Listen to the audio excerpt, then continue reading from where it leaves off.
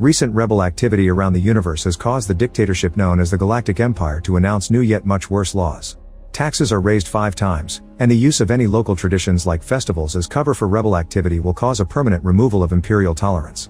Any criminal act no matter how small will be classified as a Class 1 offense, and all outstanding fines must be paid in full.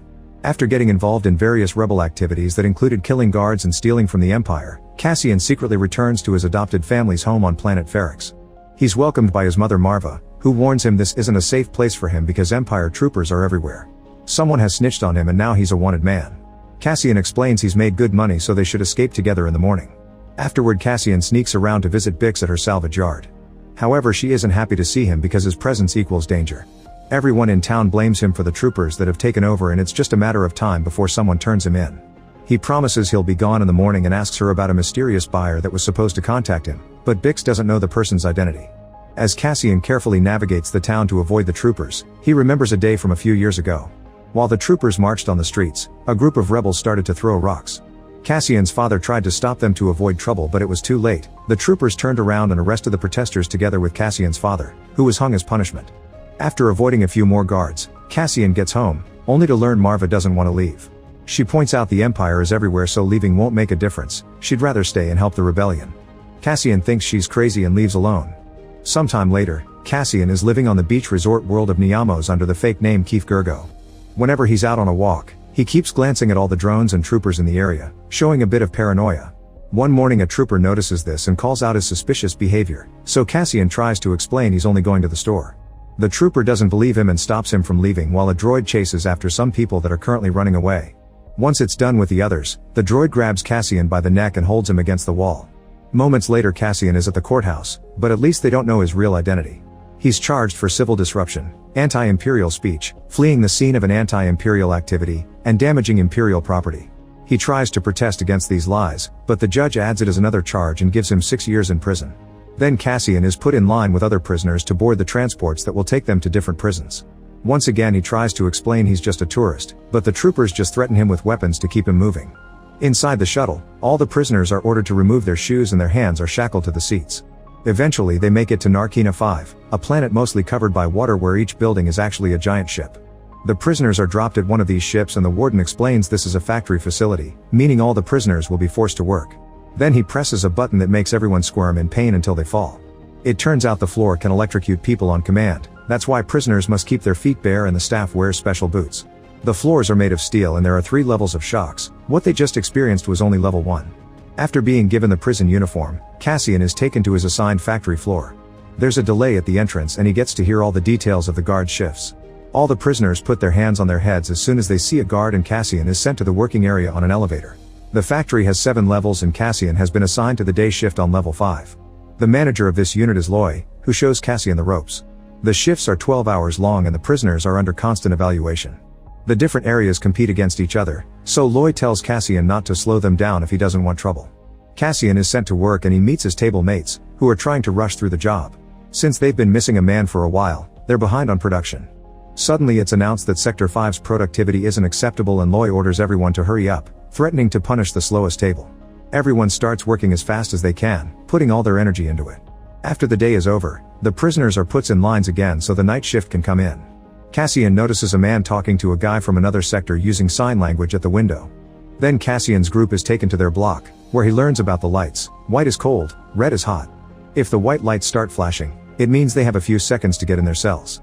There are sensors in the floor, so if they detect 2 men in one cell, they get instantly fried.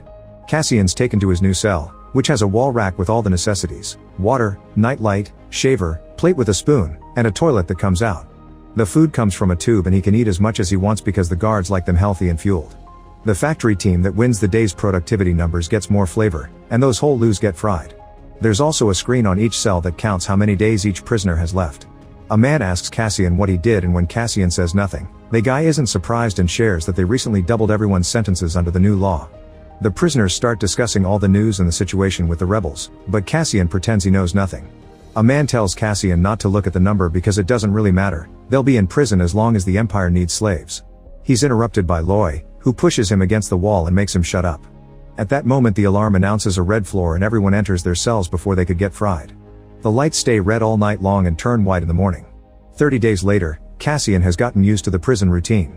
He eats the disgusting food from the tube, brushes his teeth with a toothbrush also connected to the wall, and joins his group in a communal shower. The washing is done by automated steam before the prisoners are given fresh clothes. Then the prisoners are put to work for 12 hours, and if anyone slows down for even a second, Loy calls them out for it. That night Cassian is woken up by a horrible sound. It turns out a prisoner self-deleted by jumping on the red floor. Instead of showing sympathy, the other prisoners complain about the smell and how this will affect productivity. On Ferrix, Bix and a friend are taking care of Marva, who has become very ill. Bix enters a secret area behind a repair shop and activates an illegal radio transmitter to try to send a message to Cassian about his sick mother. The rebel network picks up her message and the leaders shut down Bix's line for security reasons. The next day, Bix is horrified to discover that the troopers arrested the owner of the repair shop and feels guilty for using the radio. The captain sees her in the crowd and calls her name, so Bix immediately runs away as fast as possible. Unfortunately, the guards soon catch up to her and she's captured too. She's then taken to Lieutenant Miro for interrogation. Miro threatens her with pain if she doesn't cooperate and begins asking about Cassian and the mysterious buyer. When Bix points out Miro won't believe anything she answers, Miro authorizes torture. Bix is tied to the chair before a doctor puts a headset on her that makes her yell in unbearable pain. After hours of torture, Miro starts the interrogation again. After she's done, she tells the guards to keep Bix alive as a witness, but they can hang the repair shop owner. In prison, Cassian's teammate Olaf has an injured hand and can barely work, so Cassian takes over his job. Loy congratulates Cassian for thinking fast and announces that Olaf will go home soon because his sentence only has a few days left. Later Cassian takes his bathroom break and while nobody is looking, he removes a panel and starts filing a pipe. At that moment the arrival of a new prisoner is announced and Cassian runs back to get in position. Then he and Burnock watch closely to learn the movements of the guards, revealing they've been planning to escape for days now. After the new guy is dropped, the prisoners keep on working and Olaf insists on working hard and fast regardless of how he's feeling. After the shift is over, the line to go back is slower than usual. Using hand signals at the window, they learn something is going on in level 2. Suddenly the power goes out, but it returns in seconds. Loy informs them that a man is missing so the lines are being delayed for counting. An alarm starts to wail and the prisoners can tell the situation in level 2 is getting worse, but Loy doesn't let them sign at the window anymore. Then a voice announces that they want everyone to behave tonight or they'll activate the floors without warning. Once they're back in their cells, Cassian asks the new prisoner if he ever thinks about escaping, but Loy doesn't let him reply. Cassian also tries to get information from Loy about the guards on the other floors, however Loy refuses to answer and warns Cassian about his crazy ideas before going to sleep. A frustrated Cassian yells that nobody is listening. The next morning during the shift change, the night team tells Cassian's group that 100 prisoners on level 2 were fried. Olaf has trouble hearing and asks what happened to the level 2 team, so the new guy tells him they were set free. Loy punches him for such a dark comment but Cassian stops him before it escalates, reminding him to pretend they don't know anything or the guards will turn their attention to them. Then Loy tells everyone that the level 2 deaths are a rumor and they heard nothing. During their shift, Olaf shows signs of exhaustion and has trouble keeping up. At the end of the day, Olaf can barely stand anymore, so Cassian and the others must cover him from the guards.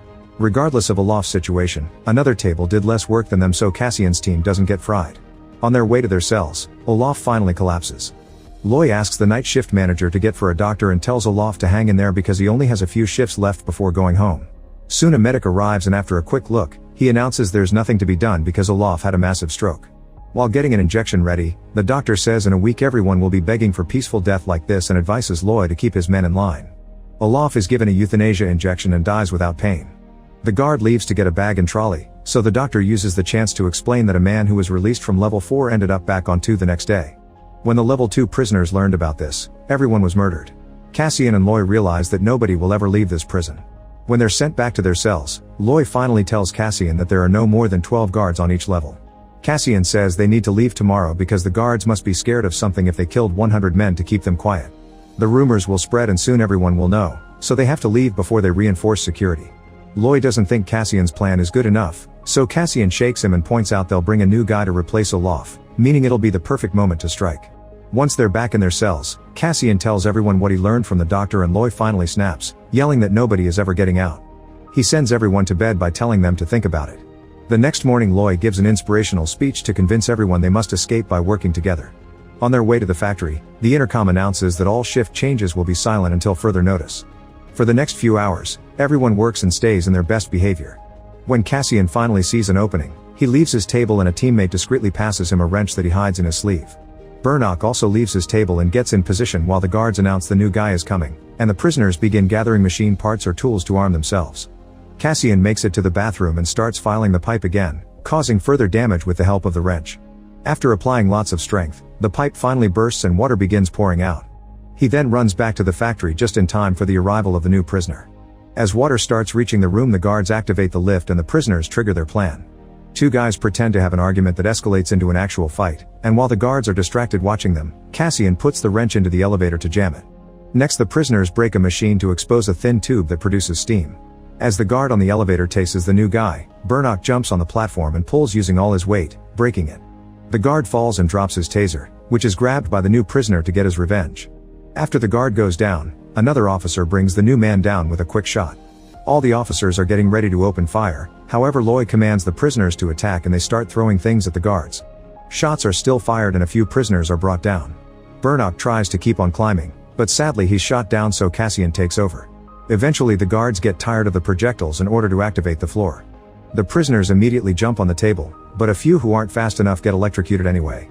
The floor's power makes contact with the water and triggers a short circuit that shuts down the power on level 5. Now that the electric floor is disabled, the prisoners can move freely and Loy leads a revolt. The guards open fire again, bringing down more prisoners in the middle of the chaos. Cassian continues to climb and finally reaches a guard, so he makes him trip and punches him to knock him out. Then he uses the man's gun to shoot the other guard. Now Loy and the rest of the prisoners can climb too, while Cassian kills the guard at the control panel. Meanwhile, on the other levels, water is started to leak through the machines. Soon the prisoners reach the weapon closet and everyone gets armed. When more guards arrive, they immediately get shot down. The control panels in other levels begin warning about water issues too, and more officers are sent to investigate. The guys from level 5 start spreading through the facility and killing more guards while calling other prisoners to join the fight. The elevators are activated and soon more men are joining the revolt. Shootouts ensue in the corridors, but no matter how many prisoners the guards manage to kill, dozens more leave their workstations to fight. While Loy and Cassian make their way upstairs, a countdown is announced to isolate level 5. However, the duo reaches the command center and kills an officer as they demand the countdown to be turned off. Once that's done, the duo also forces the officers to shut down the power. The hydro generators are stopped and power goes out in the entire prison before the backup generator kicks in. Next, Cassian keeps both officers against the wall while Loy uses the microphone to inform all the levels what's going on, urging every prisoner to escape now that the floors are deactivated. He also confirms that level 2 was fried and they have no future here, so dying trying to escape is still a preferable end. Soon there's a riot in every level with prisoners running all over the place and gathering weapons as they chant one way out. Realizing they're vastly outnumbered, the surviving guards stay hidden in a bunker. The prisoners run through all the corridors and up the stairs until they finally reach the top of the facility. Everyone starts jumping into the water except for Loy, who admits he can't swim. Before Cassian can help him, he's pushed down by the excited crowd. A few hours later, Cassian and another prisoner have reached land and are running away under the light of 3 moons. Make sure to subscribe and turn on notifications so you can watch more videos like this. Thanks for watching.